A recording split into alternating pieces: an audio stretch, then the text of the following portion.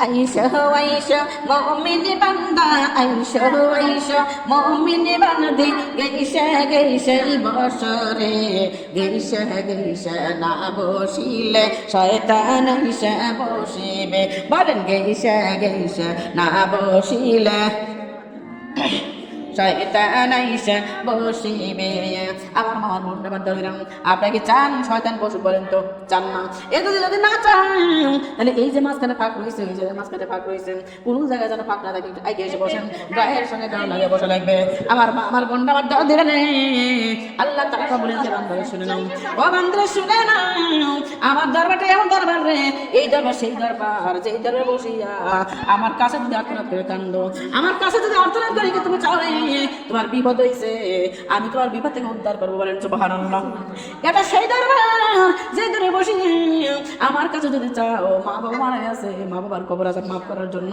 আমি আল্লাহ কবর আযাব মাফ করে বলেন সুবহানাল্লাহ এ বান্দারা তোমরা এমন কিছু চাইবে আমার কাছে যে তোমার অসুখ সারে না তোমার অসুখ সারে না বান্দারে আমার দরবারে বসে আমার কাছে আত্মনাদ করে কান্দো আমি তোমার অসুখ সারে দেব বলেন সুবহানাল্লাহ আমার বাবার বোনটা আমার দরদ দিলাম তাহলে সেই আল্লাহর কাছে আমাদেরকে সেই আল্লাহরে আমাদের ডাকার দরকার আছে না নাই আল্লাহর কাছে যাওয়ার দরকার আছে না নাই বলেন তো বলেন ও মা এই দুনিয়ার কেউ নাই আজ আল্লাহ যেটা দিতে পারবে দুনিয়ার কেউ সেটা দিতে পারবে এই দুনিয়ার মধ্যে কেউ নেই রে মা আমার সোনার মা বোনরা রে দুনিয়ার যে বাজারা ভালোবাসে তারা স্বার্থের লোভে ভালোবাসে অর্থের লোভে ভালোবাসে আর বিনা স্বার্থে বিনা লোভে কেউ ভালোবাসে এই দরদি মা বোন আমার বিনা স্বার্থে ভালোবাসার মা আমার মা বোনরা কিছু কিছু মাছের স্বার্থ ছাড়াও বাচ্চারেও ভালোবাসে না এমন আমার বোন আল্লাহ তাআলা রব্বুল আমিন আমাদের বিনা স্বার্থে ভালোবাসছেন আমার আল্লাহর নবী আমাদের বিনা স্বার্থে ভালোবাসছেন সেই আল্লাহর দরবারটা আল্লাহর বন্দেগীটা আমাদের করার দরকার আছে না নাই আছে আমার দরদি মা বোনরা আমার আল্লাহ ডাক বল বান্দারা আমি এই দুনিয়ায় তোমাদের পাঠাইছি আমি এই দুনিয়ায় তোমাদের বানাইলাম তার কারণ আমি আল্লাহর উদ্দেশ্য আছে সেই উদ্দেশ্য হলো হে দুনিয়ার মানুষ আমার উদ্দেশ্য হলো তোমরা দুনিয়ার মধ্যে যাইয়া আমি আল্লাহর বন্দেগী করো আমি আল্লাহর ইবাদত করব বলেন সুবহানাল্লাহ কার বন্দেগী করার কথা বলেছেন আল্লাহর কার ইবাদত করব আল্লাহর তার কারণ কি দরদি কার ইবাদত করব কিসের জন্য এমা আপনারা বলেন তো আমরা আল্লাহর বন্দেগী কিসের জন্য করব কথা বলেন আল্লাহকে খুশি করার জন্য আল্লাহকে খুশি করবো কেন রে আল্লাহ আমাদের রিজিকের মালিক আল্লাহ আমাদের হায়াতের মালিক আল্লাহ আমাদের সকল কিছু দান করে আল্লাহ আমার মা বলে না যে আল্লাহ হলো সবচেয়ে আপনজন আমার মা বোন না পৃথিবীর মধ্যে যত আত্মীয় করোনা বলেন বেটা বলেন বিটি বলেন স্বামী বলেন বউ বলেন দরদি মা বলেন বাবা বলেন ভাই বলেন বোন বলেন দরদি তামাম জাহানের মধ্যে আমার আল্লাহর যে আপন আর কেউ আছে নাকি বলেন তো এ দরদি মা বলেন ও তোরা শোনা মা বলে খেয়াল করে বলেন সত্য করে বলেন তো আল্লাহ আপন নাকি আমাদের মা আপন